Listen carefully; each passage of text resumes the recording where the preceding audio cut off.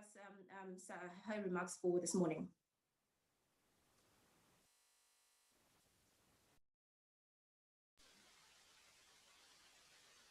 Thank you very much, Tlengiwe. Good morning to the Deputy Minister, all panel members, joined by Professor Gray and Dr. Moore, together with Dr. Mmamoloko from Gauteng, and Dr. Crisp, who will take us in terms of the work that we are doing in the vaccine rollout. Let's appreciate South Africans who continue to follow the discussions and what we are briefing the nation on every Friday. We do believe that this is more important for us to continue updating the nation on how we are managing the pandemic, but also our vaccine rollout, and thank the broadcasters who are partners in making sure that we can be able to take the message to the houses, to the families, and to our people.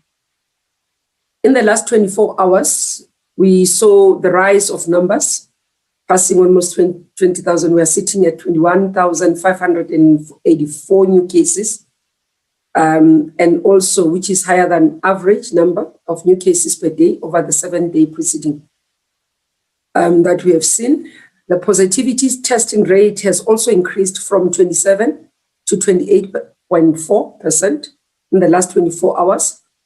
This shows increasing number in many provinces across actually, but Gauteng continues to be the epicenter of the new infections, with the number of new cases having risen to 12,806 last night, which represents 60% of the total number of new infections, but also a food positivity rate of 37%.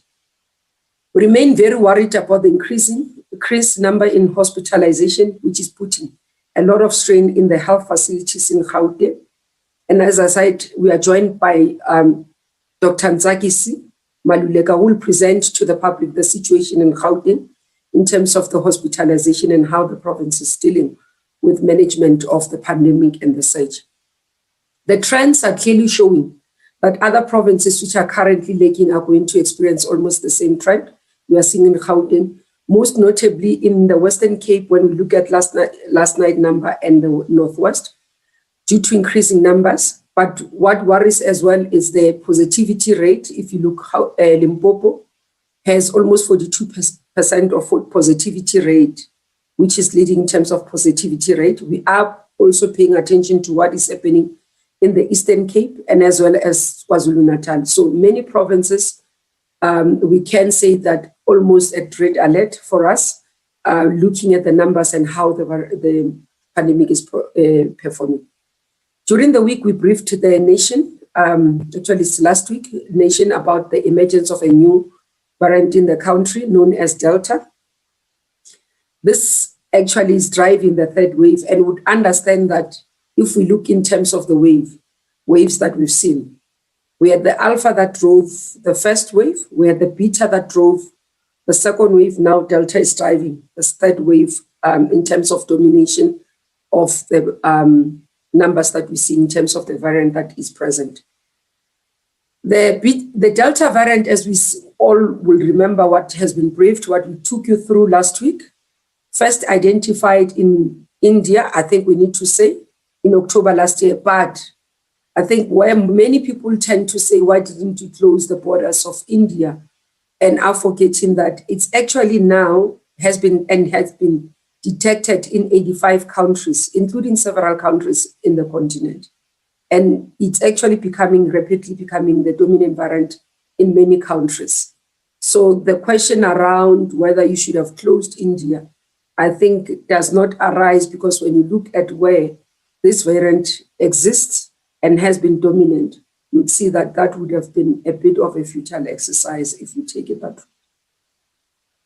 The team of scientists led by Professor Tulio Oliveira provided details about this new variant, and this highlighted that there's now good evidence that Delta is more transmissible than previously circulating viruses and other variants of concern, and that the Delta variant is quickly becoming the dominant variant in the country. You'd remember when we spoke, there was still data that was pending in relation to Gauteng. We can confirm that data has shown that Delta variant is also dominating in Gauteng.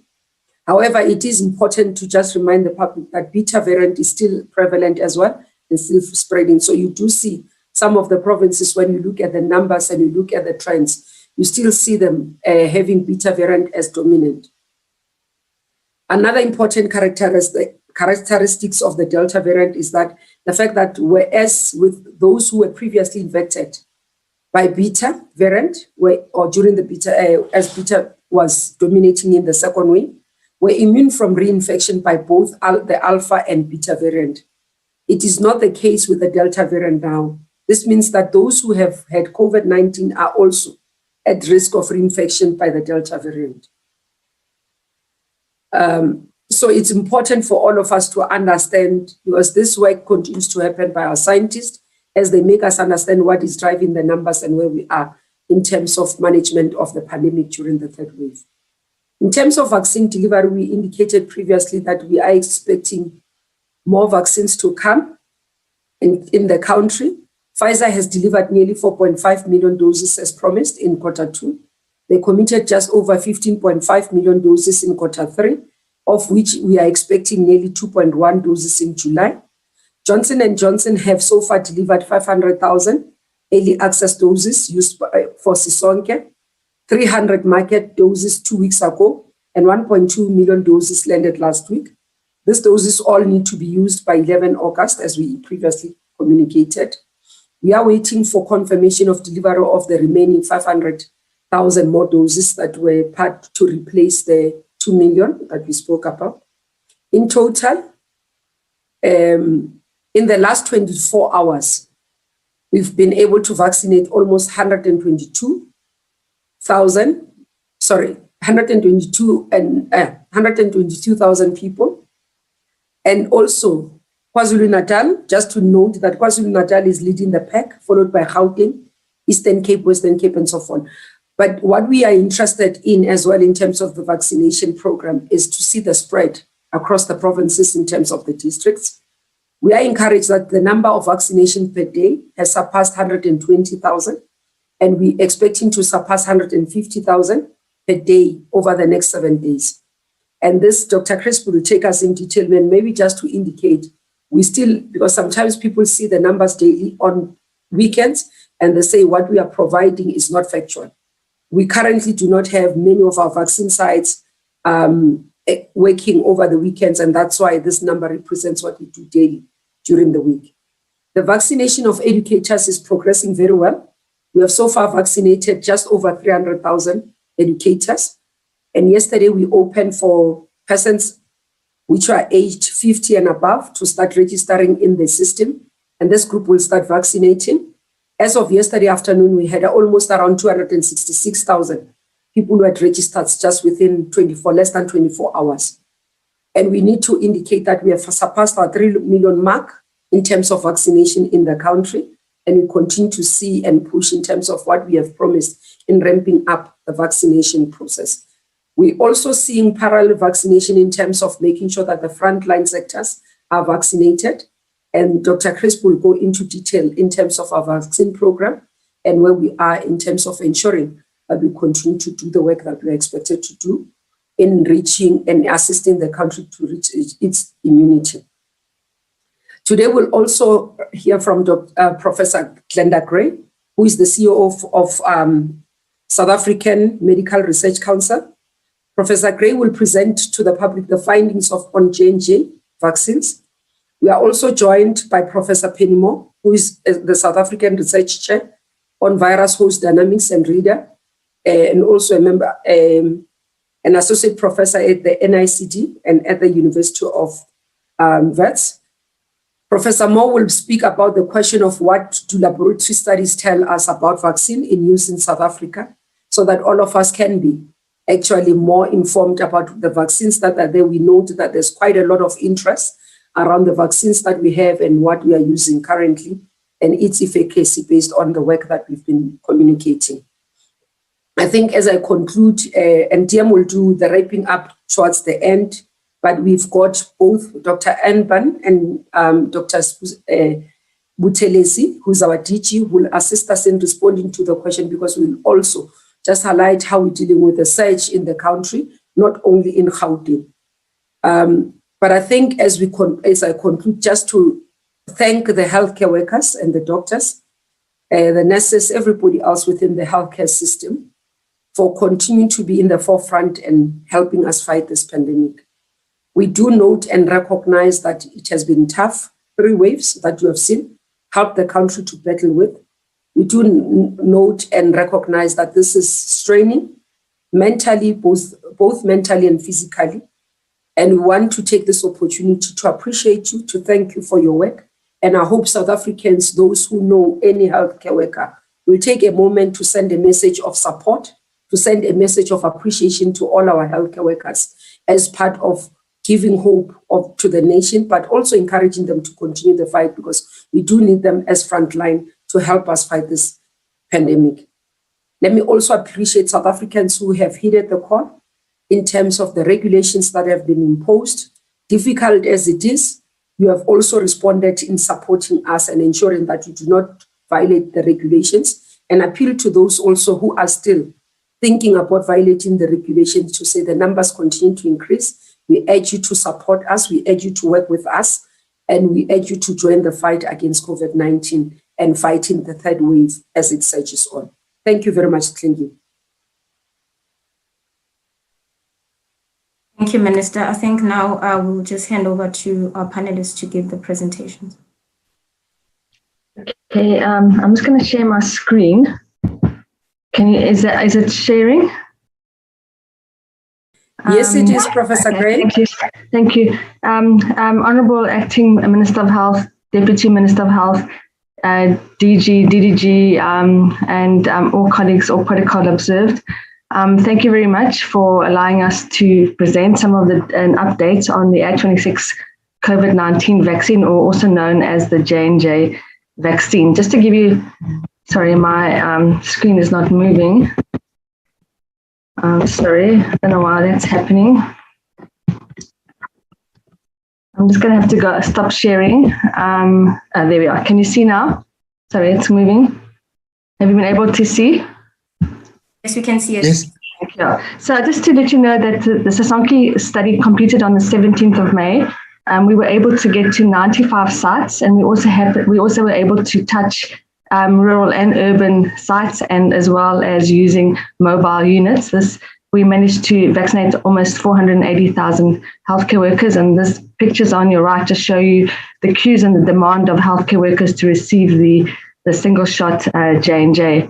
Just to go a little bit into some background, people are always asking, are our vaccines effective against the variants? So I'm going to start off with just the data that we have against the beta variant. The beta variant was the variant that was circulating in our country at the time where a lot of these studies were done. And you can see the Janssen that evaluated the single shot J&J.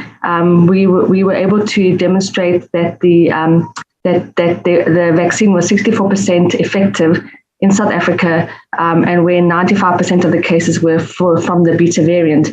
When we look at the Novavax vaccine that was also conducted at the time where the beta variant was circulating, we saw also a drop down in efficacy to 48.6% in South Africa. And then also with AstraZeneca, there was a study being conducted which showed 10% vaccine efficacy against the beta variant. And you can see the beta variant did reduce the efficacy of all the vaccines, whether it was the J&J, the Novavax, or the AstraZeneca. And so obviously the next, so this slide just shows you that the J&J vaccine results, because the study was conducted all over the world, supports protection against emerging variants. And so if you look at this slide, it shows where the studies were conducted in the United States, in the Americas, and in South Africa.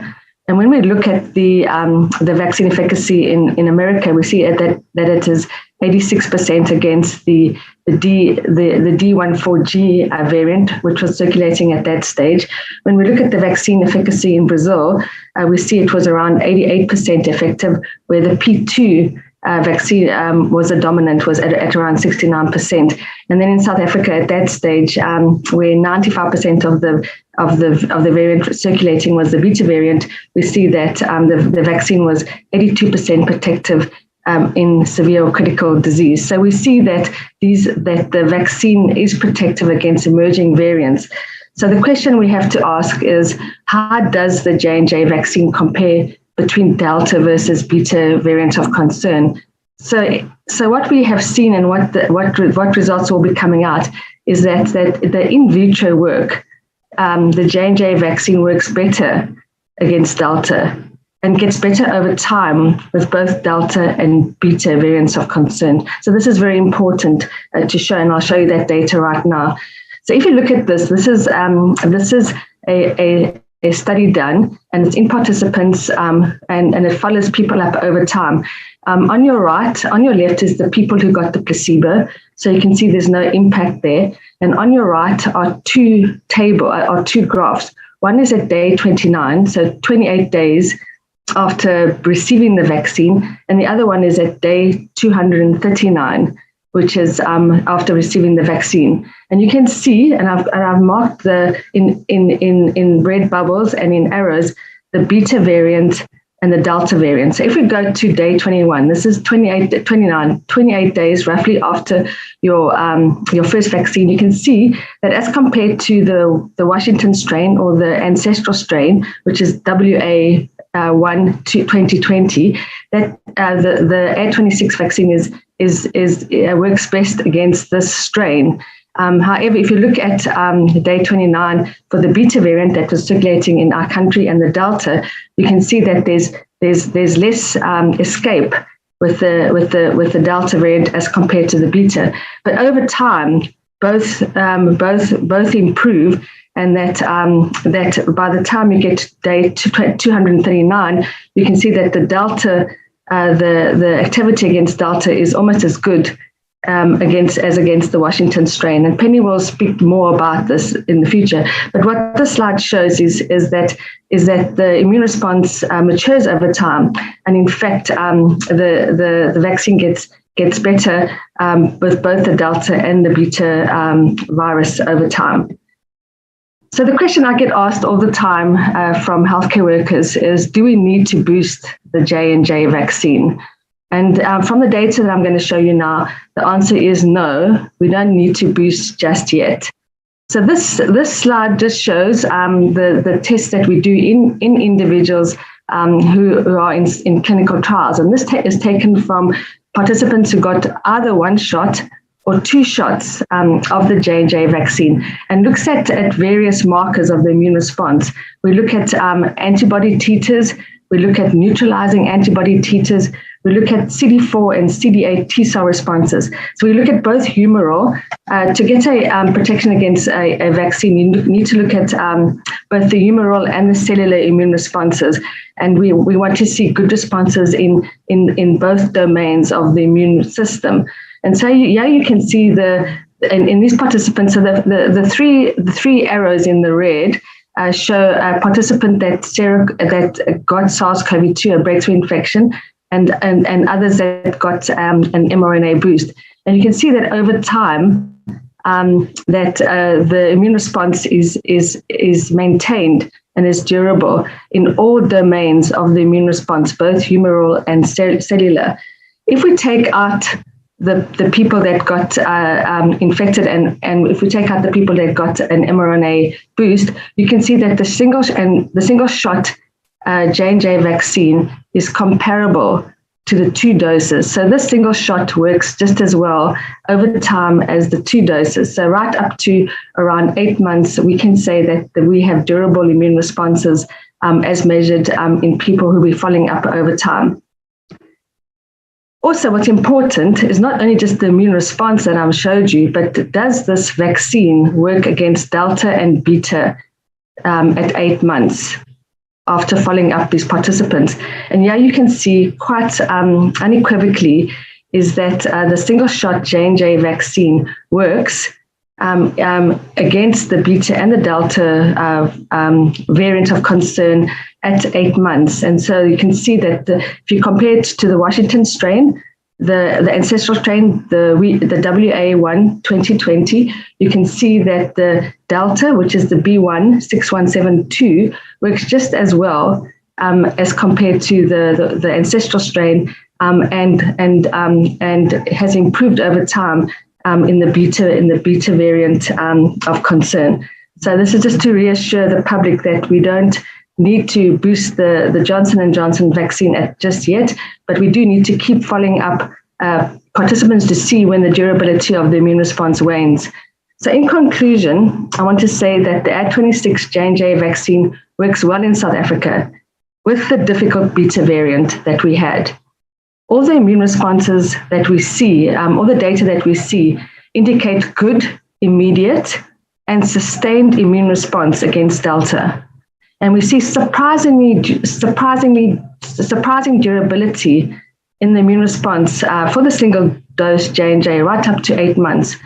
And I want to just re-emphasize as well that the global real-world effectiveness study shows similar vaccine efficacy as the phase 3 randomized control studies.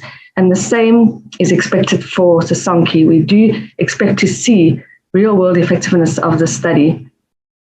So I just want to thank everybody for allowing me to show the data, and I'm very happy to take questions. I'm going to ask Penny Moore to now explain the kind of experiments we do to evaluate the immune response and the activity against the variants of concern.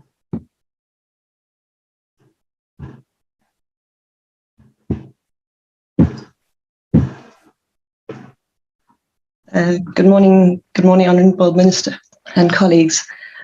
Yes, thank you, Linda. I'm going to take a little bit of a step back and try to explain in a little bit more detail how we do these kinds of laboratory assays and what they tell us about the vaccines that are currently being used in South Africa.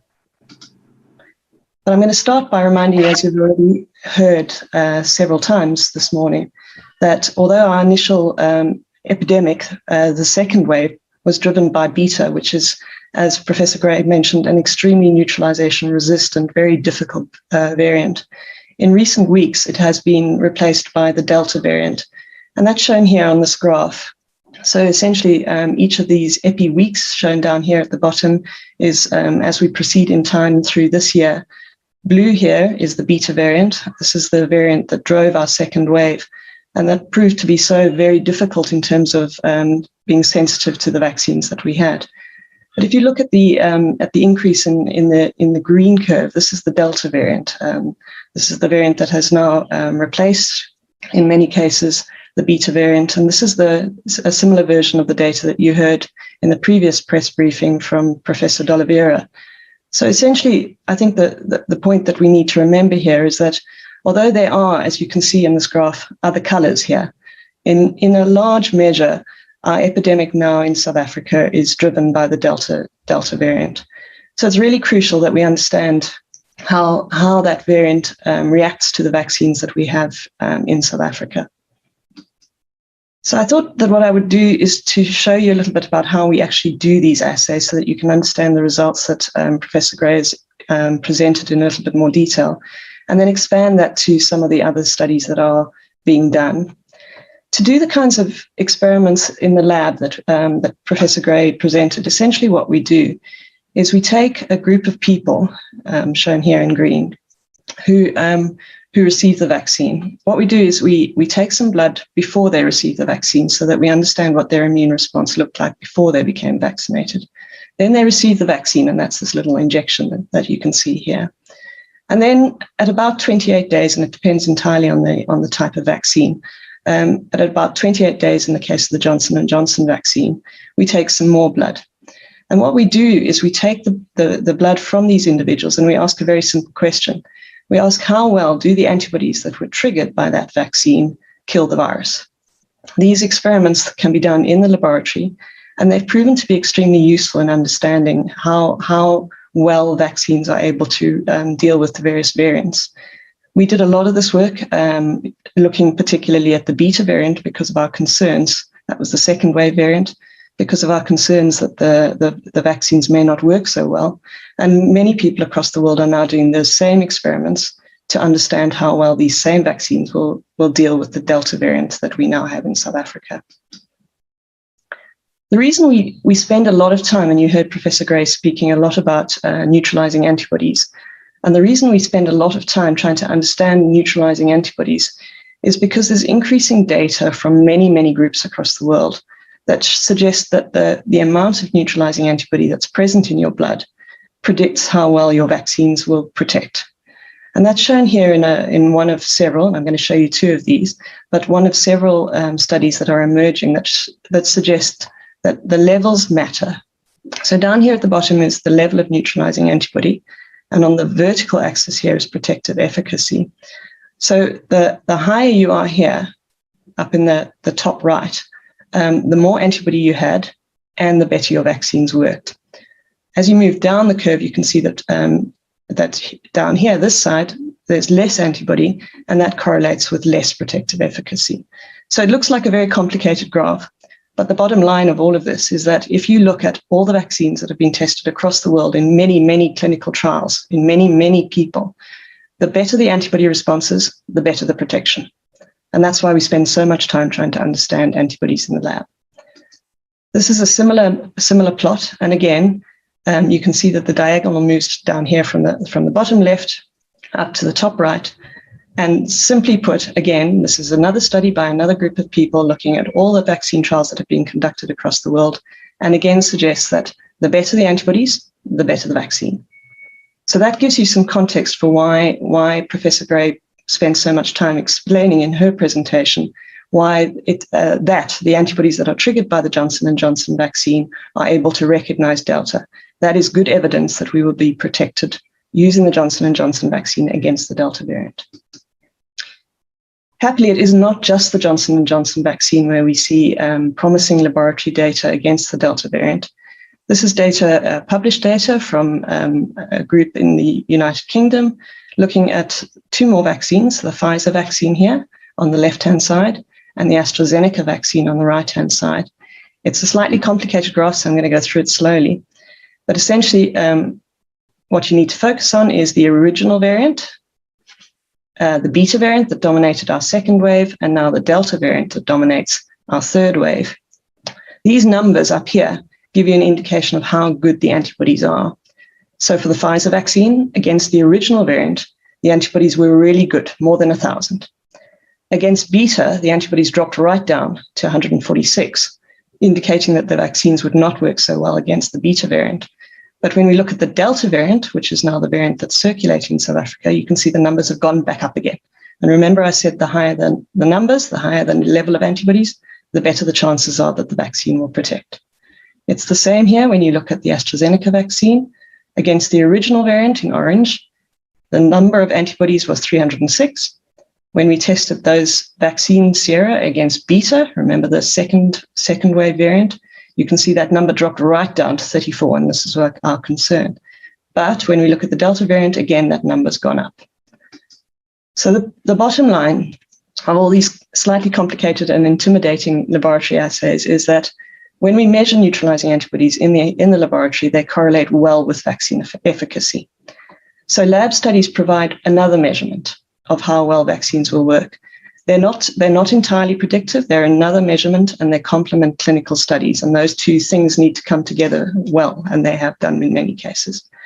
So the punchline of all of this work conducted in many, many labs across the world is that the existing laboratory data suggests that vaccines that we are using in South Africa will work better against Delta than they would have done against Beta. And there I'll stop. Thank you.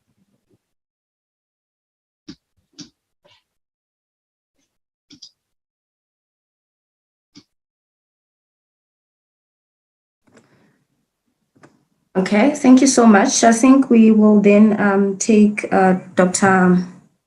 Nzagisi Maluleke from Gauteng for the next one.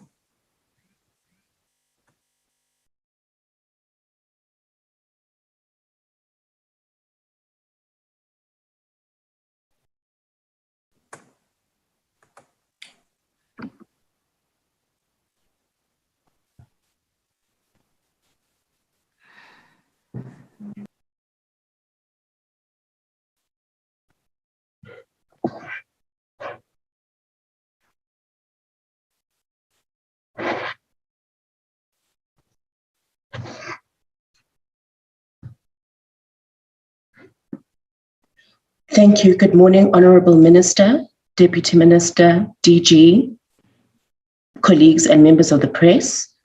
I'm going to be giving a brief summary of the work that has been done and is being done on the various hospital platforms across the Gauteng Department of Health. As mentioned by the Minister in her introductory remarks, we have been responding to the increased number of hospitalizations that we've been experiencing in the province following the increase of active cases in this current wave. As of the 23rd of June, the 7-day rolling average of new admissions was 631. This average number of new admissions is approaching the peak that we observed during the second wave of 649. We've been taking recommendation from the modeling team that's been led by Prof. Malado as to the number of hospital beds that we need to avail for this current wave. First, modeling predictions predicted that the Gauteng Department of Health across both private and public sector would need to avail 6,000 beds to be able to respond to the third wave. This was taking into base case scenario of active cases. Worst case, it was recommended that we would need 8,000 beds. However, in light of the news that we now have the Delta variant being dominant within our province, Prof. Malado and team had to go and recalculate these modeling predictions, and the predictions now state that we need to ensure that we have 9,500 hospital beds that are available across both public and private sector.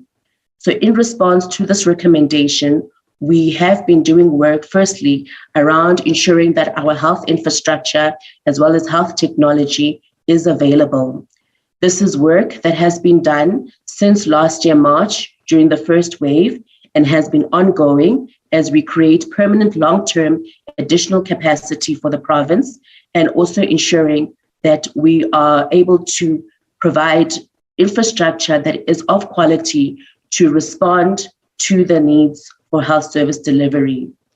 We've looked from the pool of hospital beds that we have across the province, from the 18,000 odd beds that we have. And what we've been doing since March of last year is decanting wards in existing facilities to upgrade them in line with the WHO standards for COVID-19 care. We've also repurposed a number of additional beds across facilities and built a few alternative building technology facilities. And when numbers were increasing and considerations were made, field hospitals have been opened and as well as closed as the need arises. So where are we in terms of the number of hospital beds currently? For Gauteng in the public sector, we have now repurposed 4,050 beds, and this also includes ABT beds. At the beginning of this wave, we had 2,728 beds, additional beds that we have added to the system for particularly COVID-19 cases are 1,322. This is just some of the facilities that have been added. The Bronchosprayed facility, which is a donation from BMW, is a 150-bedded unit that is in Tshwane. Then we've got Jubilee, which is a 300-bedded ABT structure, also in Tshwane. Coupled with Jubilee, we also have a George Mukai in the Tshwane region, and on the west, we have renovated the hospital, the Shanti Hospital, which was a donation from the mining industry.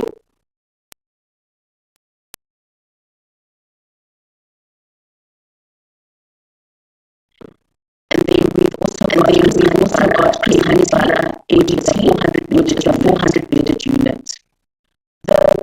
The approach that we've been taking in increasing bed numbers for this current wave is a risk-adjusted approach. What that means is that as we see the need for hospital beds increases, we've been responding accordingly. One will note that there are still non-COVID services that still continue during this time. So as I've mentioned, we've increased those 1,322 beds for this wave to total 4,050 beds. We also have daily engagements with our facilities to ensure oxygen security, PPE security, and respond to any troubleshooting issues that we may have on the ground. Currently, we are ensuring that health personnel is being recruited to be able to man the beds in the ABT structures that I've just shown. And additionally, we have decommissioned some of our services to be able to repurpose and open up additional beds during this high pressure time.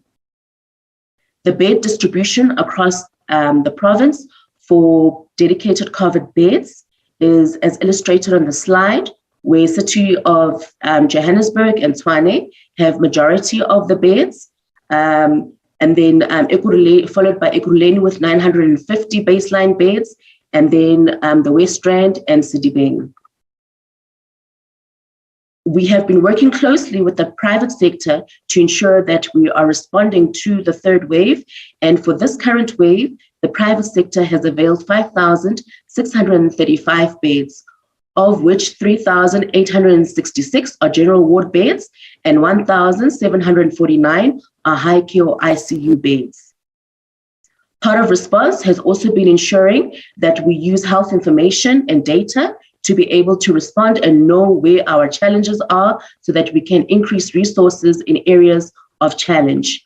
We have a bed management dashboard, which is an operational tool that we're using to see which facilities have the highest number of admissions, which facilities have the highest number of PUIs, and also where the pressures are, whether they're in general ward beds or in high care beds, so that we respond accordingly. So the question always is how many hospital beds are available, and current hospitalizations across the province for COVID positive patients lies at 7,515. 5,105 of those COVID positive patients are lying within private hospital beds, and then 2,410 are within the public sector. Both private and public sector bed occupancy rate is sitting at 91%. Majority of the patients in private are within the net care hospital groups. And then as far as the patients who are in the public sector, I will illustrate by district where they are. So as mentioned, had we not increased dedicated COVID beds for this wave, we would have been sitting at a bed occupancy rate of 135%. But from responding to the recommendations from the modeling team, we now are sitting at a bed occupancy rate of 91% when we include our PUIs. We include our PUIs because we are responsive to the fact that our PUIs are also ill and also require a hospital bed. PUIs are patients who are under investigation awaiting their COVID results. In the city of Johannesburg, we've been seeing particular pressures, especially at Chris Hani Bara, which has been bearing the brunt of majority of the patients in this province. They have been given additional human resources, which I will speak about later, and also have the ABT, which they are using together with staff from Charlotte and SANDF as a step-down facility from the COVID corridor that they've created within the hospital. Ekurhuleni does not have as much pressure currently in terms of bed occupancy rate compared to the other districts, but we do continue to keep an eye on them. Majority of the patients within this particular district are at Tambo and Tembisa, and they have been also referring stable patients to Bronchospruit in Tshwane. Sedibeng had a few pressures 2-3 weeks back after outbreaks in the region. We then commissioned a team from the Gauteng Department of Health as well as the WHO to assist us in alleviating the pressures within this current district. And one can see that that team has been is tremendously assisting in ensuring that the bed occupancy rate doesn't increase above this 80% that they've been sitting at currently. Tshwane is of concern.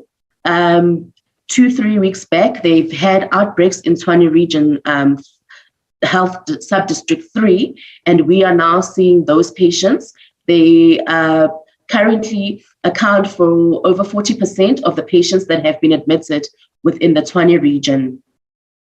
West Rand has been a region that we've been keeping a close eye on, as they've been having tremendous pressure for the last 2 weeks due to the influx of patients, firstly, that would have originally gone to Charlotte, but Charlotte staff has also been deployed to Leratong to open up additional beds in order to assist them. And Leratong has also been sending some of their patients to their sister hospitals in the region, including AngloGold Ashanti. One major pillar of response has been the human resource response. And we do know that human resources for health are a scarce skill, and they're often a challenge to acquire. In the Gauteng Department of Health, we've been responding through the different waves by availing budget to be able to add additional personnel and assist the facilities, especially those with high pressures. And currently, for this current wave, we've added 5,541 health personnel. The personnel has been is being recruited to be able to man additional beds in the ABTs. And of last week, we were given additional budget to be able to assist facilities that had lost some of their COVID posts to be able to respond to this current wave. So in the coming few days, they'll also be recruiting additional personnel to assist in the fight against COVID. In order to man the COVID beds, as I've said, money had to be repurposed specifically to open up additional beds. The beds that have been opened to date from this additional funding from the last 10 days are 86 at Bara, 25 at Jubilee, 10 at AngloGold Ashanti, and 62 beds at the Dr. George Bukhari ABT. Broncos Freight is still continuing to recruit, and early next week, they'll be able to add more beds from the money that has been availed to them. Part of response is also ensuring that we have oxygen security as well as available PPE. We are having daily engagements with AFROX, with all the facilities in order to troubleshoot any oxygen security challenges. Of note right now is that AFROX has decommissioned some of the industrial oxygen for use within the medical sector. They also have personnel on standby for us to be able to assist with any challenges that the facilities have. And they have an early warning system for the bulk oxygen tanks, which they keep an eye on. And the minute that those levels drop to around 50%, they're already on standby to deliver additional oxygen, so we do not run out of oxygen in any of our facilities. We have had an increased need for portable oxygen cylinders, and they've also responded to this particular need by increasing oxygen cylinders that are portable. PPE is being monitored centrally. The acting CFO and her team are ensuring that PPE is not only available, but that it is also of quality. And during any challenges in our daily engagements with the facilities, they also mention whatever issues they have, and then we are able to respond accordingly. We have a list of PPE that is essential and PPE that is non-essential, and we are ensuring that the essential PPE is available in order to reduce healthcare worker infections. The other part of response is the emergency medical services. We have been experiencing increased interfacility transfers, increased calls for ambulances, as well as increased mission times, especially in our districts with increased COVID cases. And so additional resources are also being given to the emergency medical services to be able to respond to the current service delivery needs arising from COVID. And in conclusion, we would just like to urge the public to heed the call to stay at home. Prevention is better than cure. We do continue to work hard to ensure that there are adequate services in terms of hospitalization to respond to this current wave. But please, please stay at home, wear your masks, wash your hands. Thank you. Okay, thank you so much, Dr. Maluleke, for that presentation. We'll just move on to Dr. Crisp, and so that we can take questions right after him. We expected to wrap up this media briefing at exactly 9 o'clock. We have another briefing coming through. Thank you so much, Dr. Crisp. Okay, thanks very much. I'm also going to, good morning, everybody. I'm just going to have put my slide up as well, and I'll talk around it.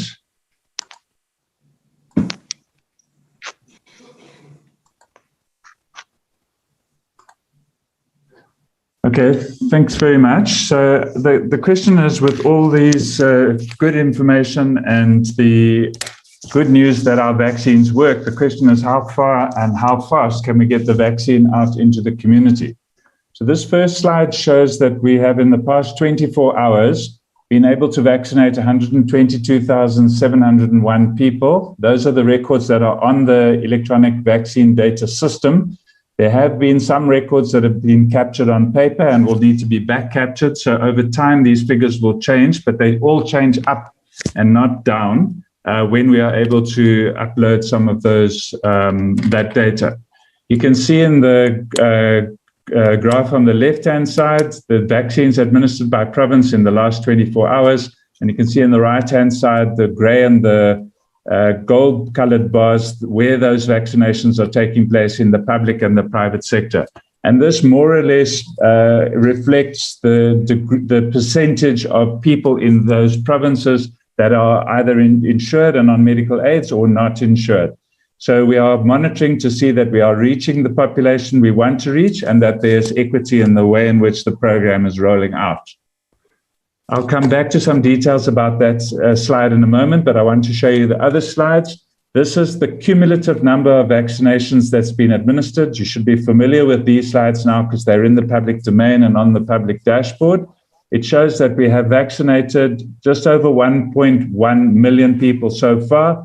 You can see on the left-hand side, the small graph down here shows what was happened during the Sisonke trial.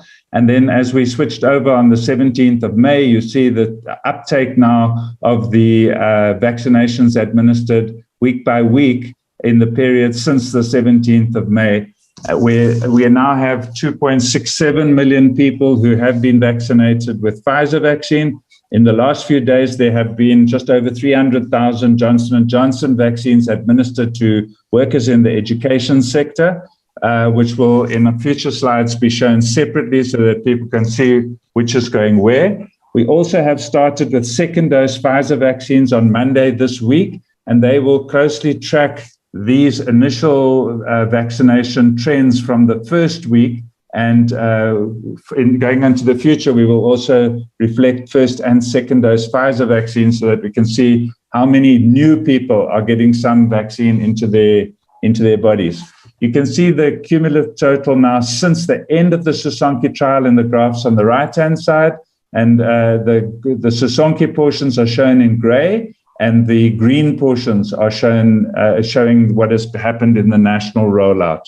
So you can see, obviously, the province that's got the most population, target population, is Gauteng, and they have got the largest number of total vaccinations, KwaZulu-Natal being the second biggest province. So these more or less represent the proportions of the provinces, but we're very pleased to see how well Limpopo has been doing. Although they've got a smaller population, they've managed to vaccinate a large number of the target population. So in order to be vaccinated, we need to record the person and keep the record. This is a clinical record that is kept in case of need later to investigate a particular case or to follow up. So everybody gets registered. And you'll see this number of registrations has been coming down steadily for the 60-plus population from close to 100,000 a day to only 26,000. Small number of these are still healthcare workers trickling in for registrations, and the same for vaccinations, but they're really very small numbers.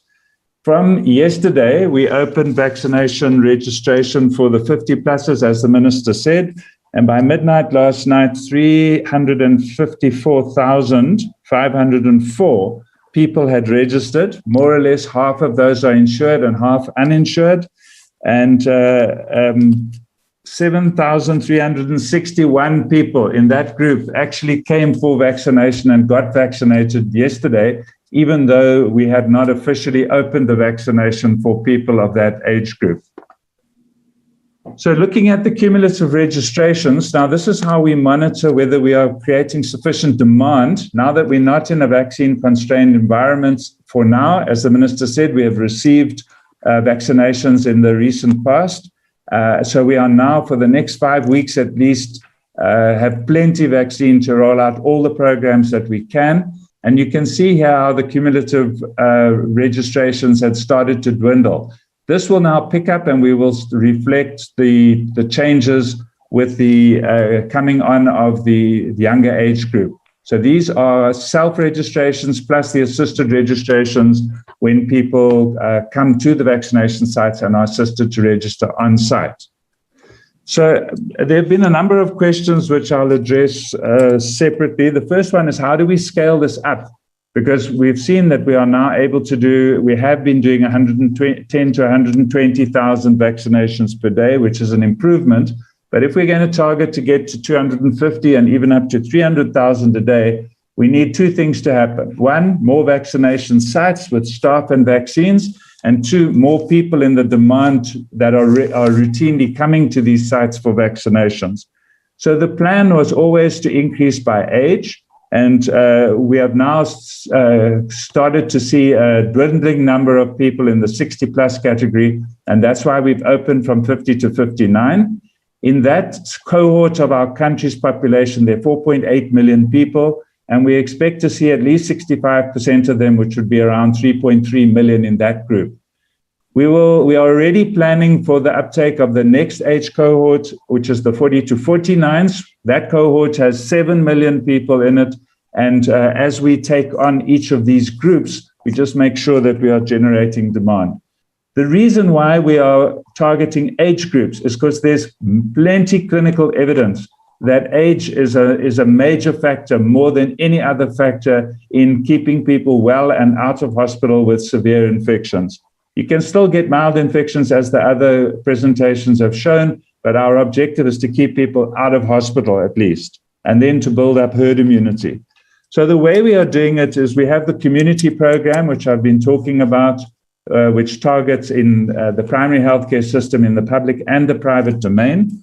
But we have industry programs that are running in large businesses like the mines, the taxi industry, and so forth, where the workplace health services are responsible for those vaccinations, and they don't take resources out of the community program. We also have the essential services sector in the public sector, which everyone's familiar with by now. Started with the healthcare workers, and we'll continue always with healthcare workers, but not at the tempo that we did during the Sisonke trial.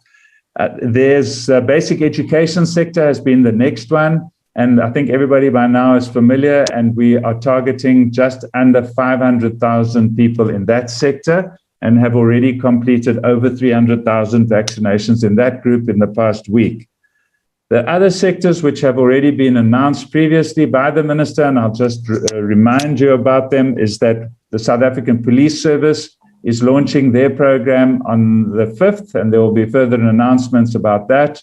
And then they will be closely followed by the Department of Defense with the SANDF also starting to roll out programs. Both of those programs use their own resources and will not detract from the community programs. All of those programs will be using the Johnson & Johnson vaccine because, as you have heard from the Minister in her introductory comments, these are short expiry date vaccines that expire on the 11th of August. So we want to use them as fast as we possibly can with these big controlled groups.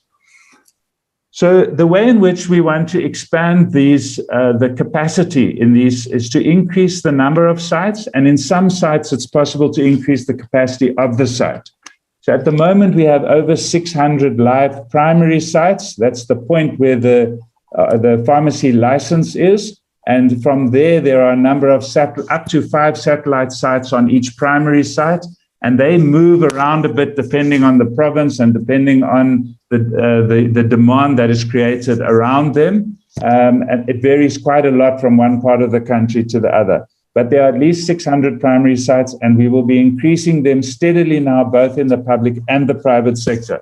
The way in which that's done is not arbitrary. We have a working group that is looking at where the population of various districts are falling behind in coverage, and then they're deliberately targeting that either a private or a public or both new sites get brought into action in those sites where we are not getting to enough people.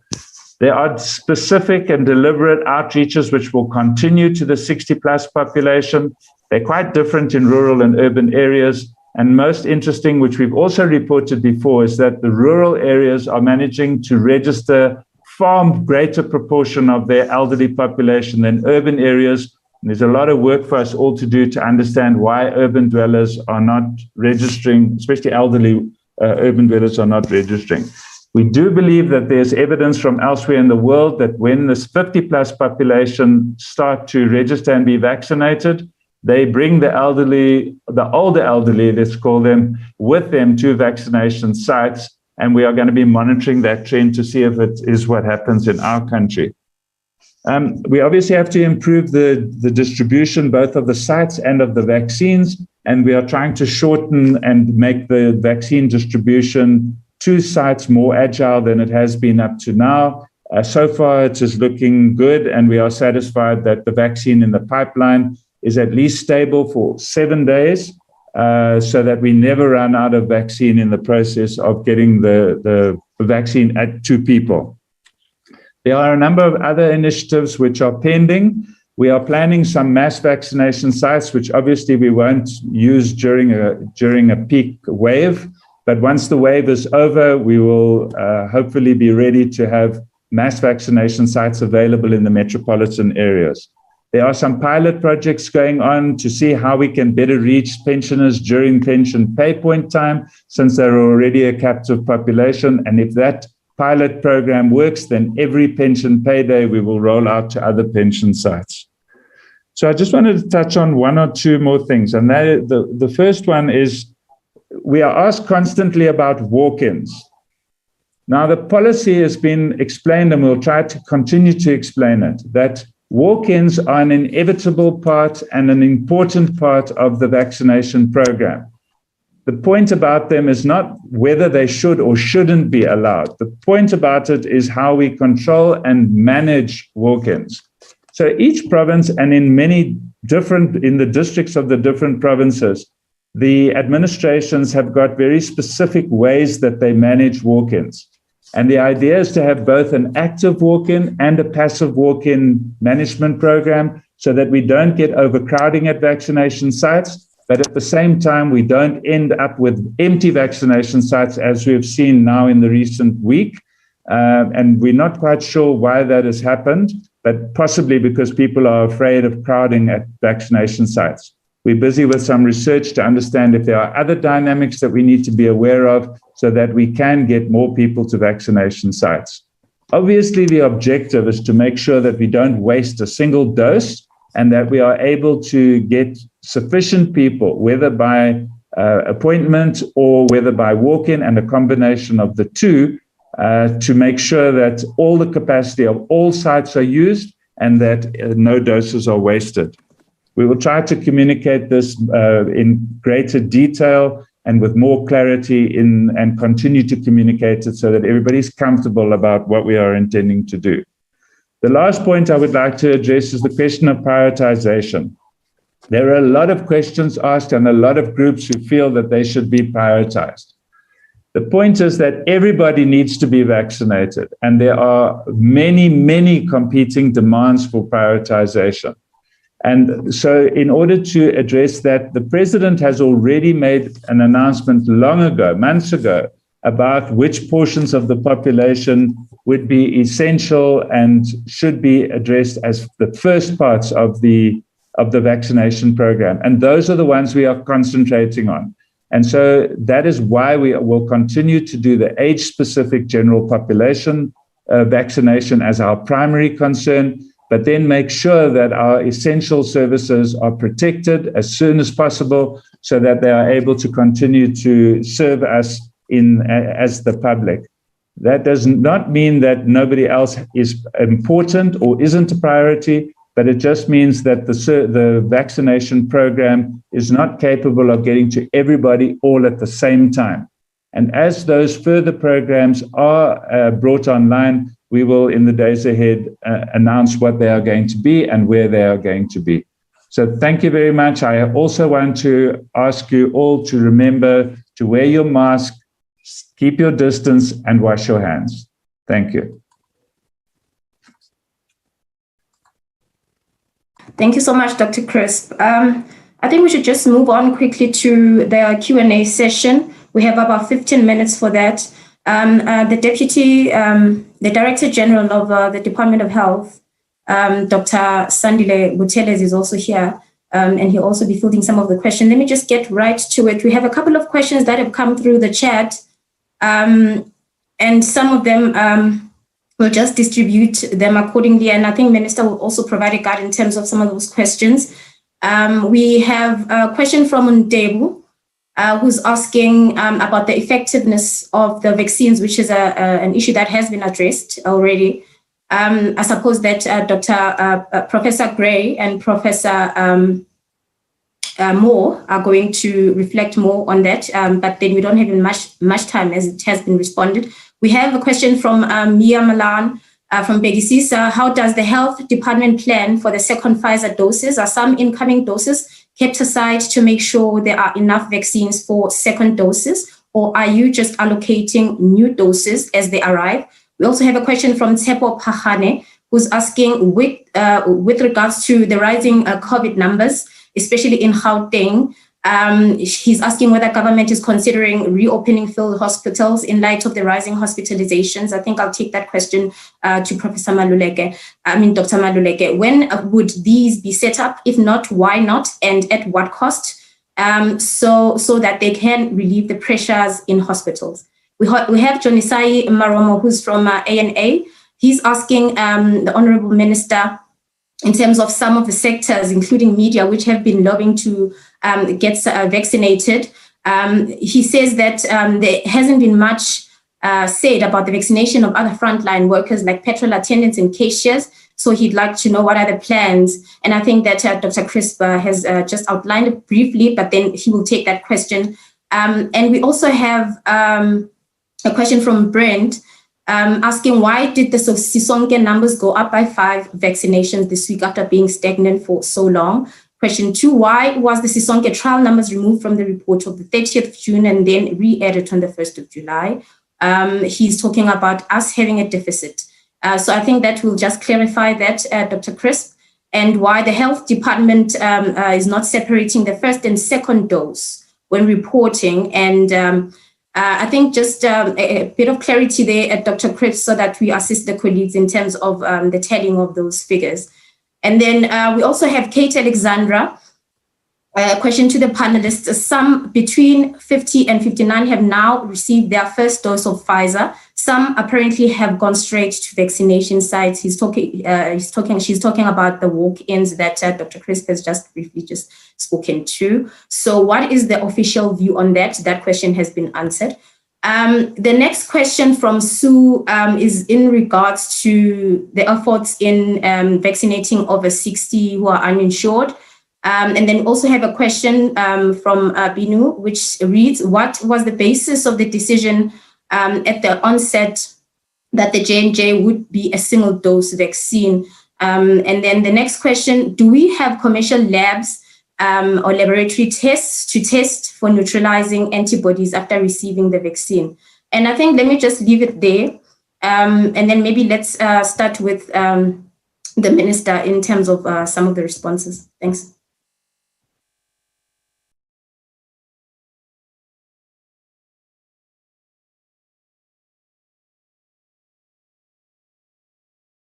Let me request the panelists to come and then we'll come later. Thank you. I thought you directed some of the panelists, maybe Dr. Crisp, starting DG, if there are responses that you'd want to come through, and the colleagues who are in the panel, just to respond, and then I'll close.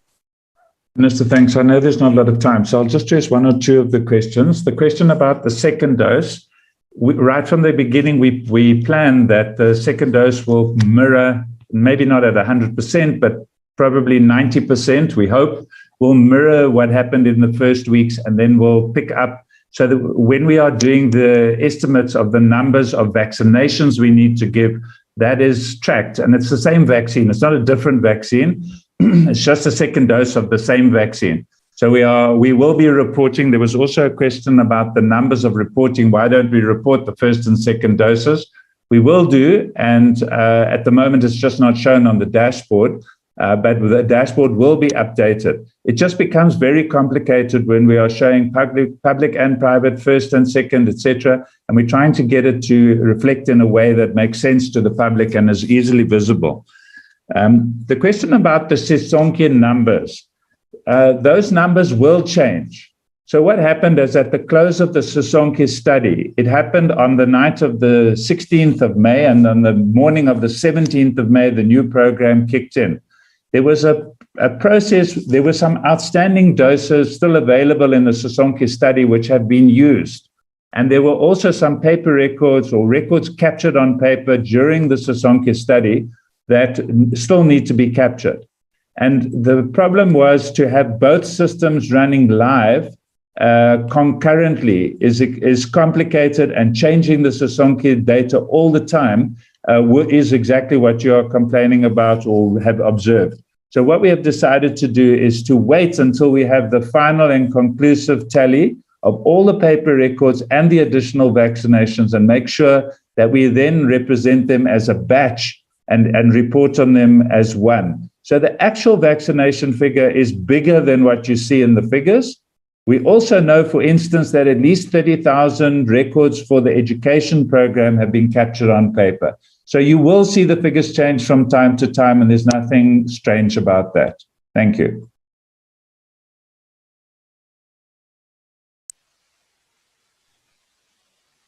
DG, or anything from your side?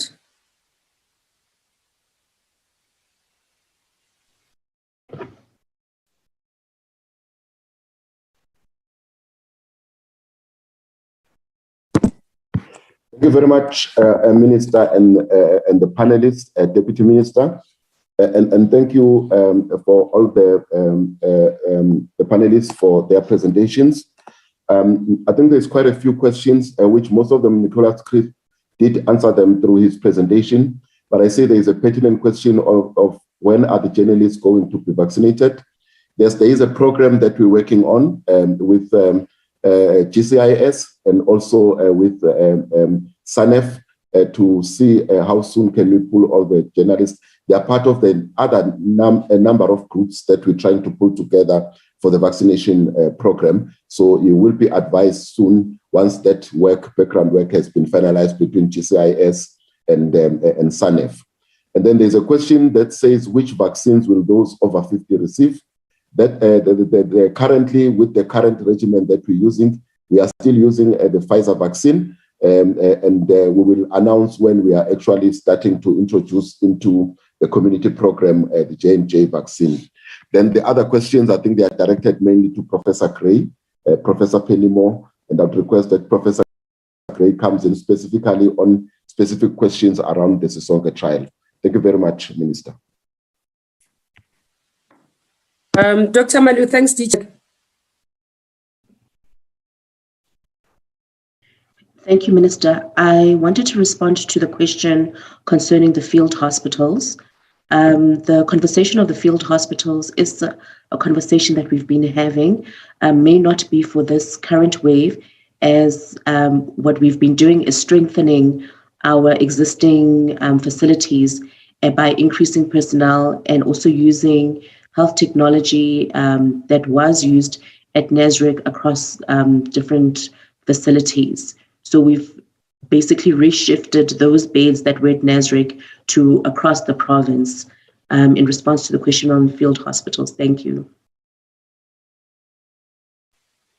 Thank you. Anyone, any comments, Dr. Gray and Professor Gray and Professor Mo?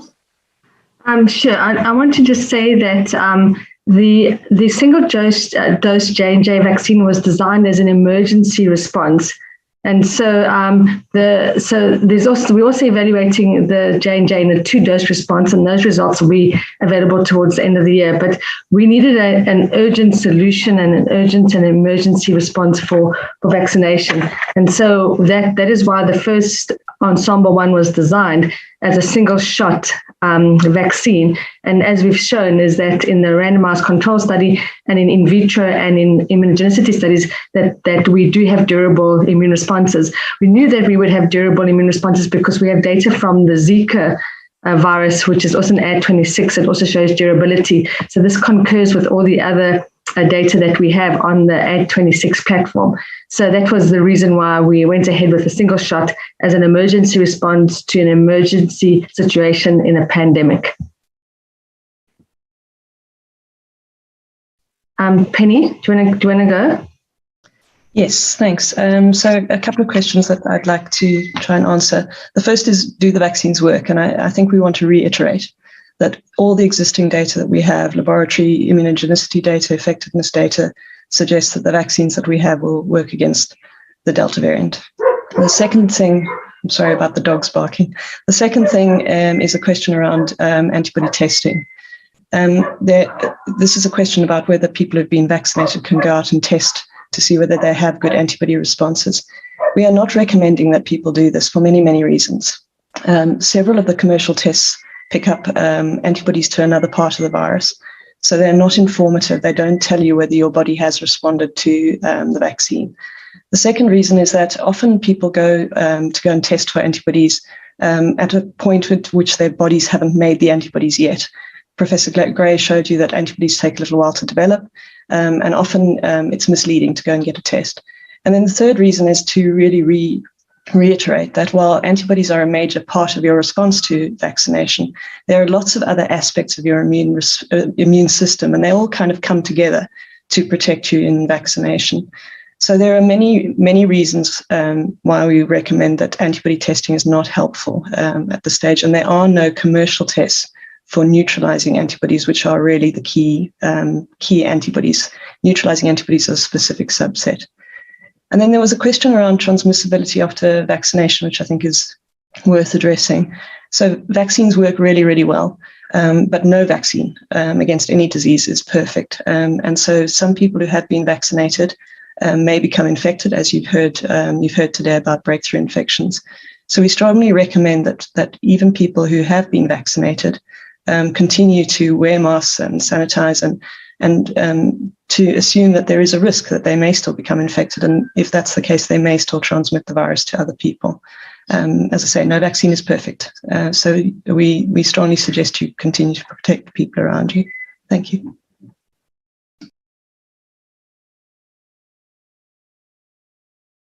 Thank you. I'm not so sure which other questions are still pending. Okay, we do have a question, but I think that some of the questions we'll end up having to respond to in writing, given the time factor.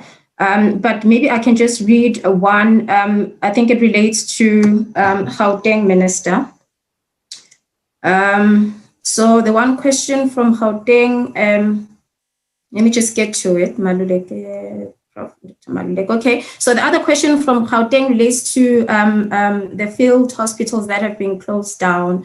And I think the question is just to ask whether or not these, why have they been closed down in the first place, and what is their plan in that regard? But the other questions, I think Minister will then have to take offline given the time so that we are able to give space to the other media briefing that has to take place.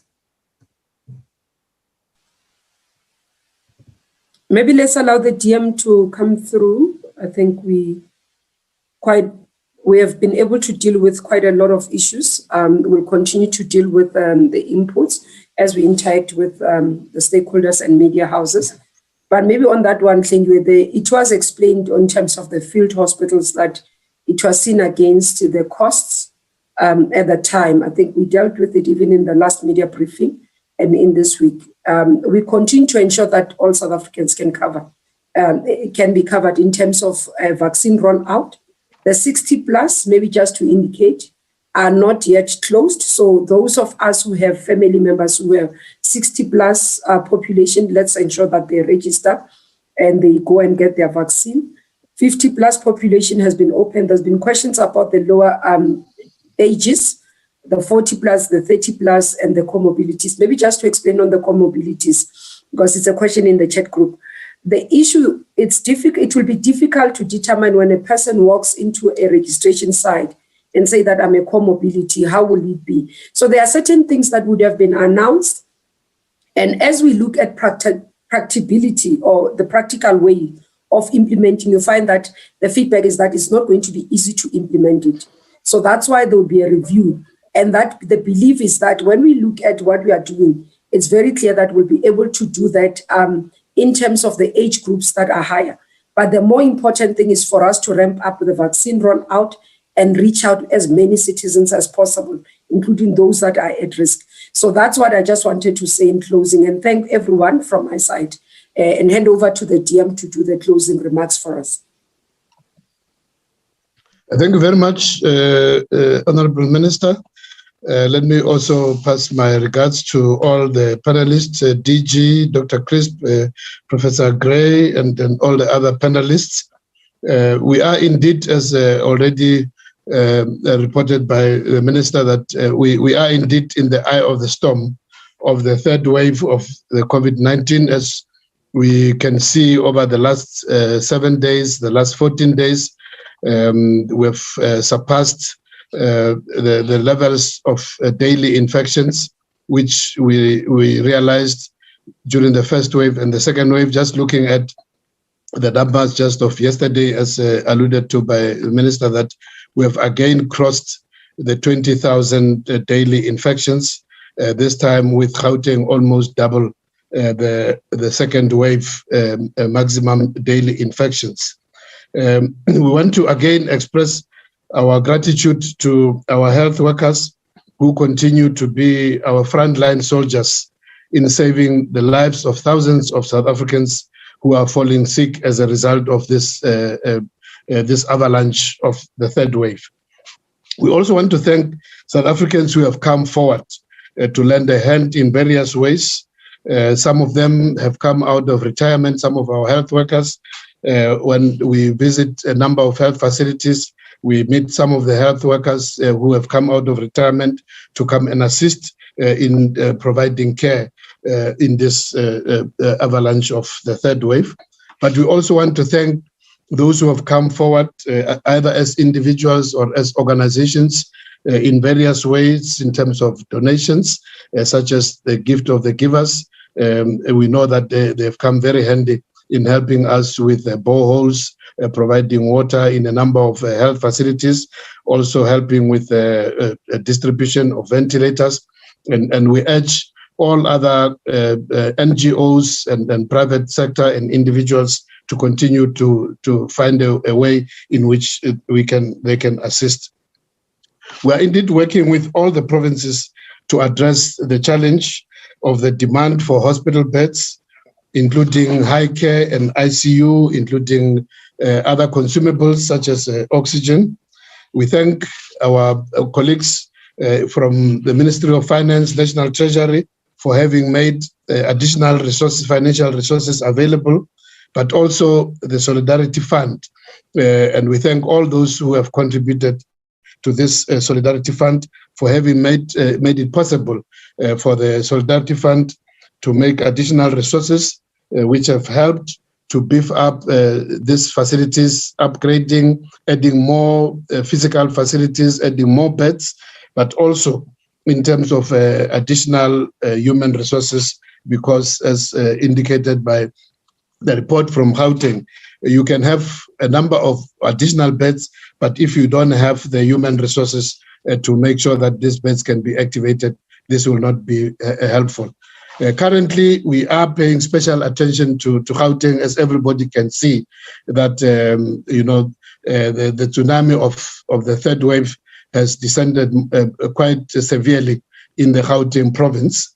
And as already reported by Dr. Maluleke, we're working with them to make sure that there's additional capacity. The pressure is huge, as you have heard, that we are now at the stage where there's more than 600 new admissions just on COVID per day. we almost surpassed the previous 2 waves. So, but we want to emphasize that while the pressure is now on Gauteng, we are also focusing on all the other 8 provinces, because the trend is very clear that the numbers are rising, and in no time other provinces will also be experiencing the kind of pressure which Gauteng is experiencing. So we're working with all the other 8 provinces to prepare and make sure that as the numbers increase throughout the country, our facilities will be ready. I wish to again remind South Africans in as far as the preventative measures, as already mentioned by the Minister and Dr. Crisp, that as of yesterday, we have opened up for the 50 plus, and we are encouraged by the numbers reported already, with just under 400,000 already registered, and we're very optimistic that more and more of the over 50s will be coming forward to register.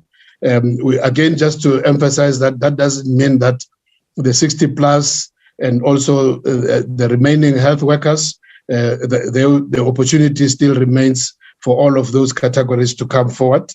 We also hope to complete, as agreed with the education sector, that over the next 6 days, by the 8th of July, we should be completing the education sector. This will make it possible, as indicated by Dr. Crisp, that we will be able to move into other sectors. Our intention is to operate the twin track. On the one hand, in terms of the general population, we will be pursuing the age-based categorization. Once we have sufficient numbers on the over 50 plus, we will then move to the 40 plus. But the twin track is that at the same time, we will also be focusing on our frontline workers, not only in the public sector, but also in the private sector. So we will be following this twin track. We want to remind all South Africans that indeed, as reported by both our specialists earlier on, that vaccines definitely do work. So this is when your time comes, whether in terms of the age categorization or in the form of a particular workforce sector, that you should indeed come forward, because this is the only way in the long term that we can protect all South Africans. We want to thank all South Africans who have heeded the call of the President in terms of observing the non-pharmaceutical interventions, making sure that we don't get into crowded areas, especially those which are enclosed. Also making sure that we continue to wear our masks, that we wash our hands and sanitize. We urge all South Africans to observe the regulations as announced by the President on Sunday in terms of the level 4.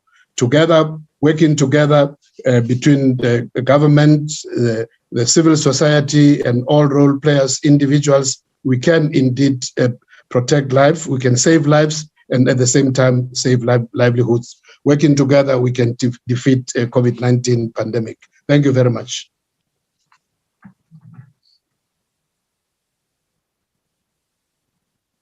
You're muted. Thank you.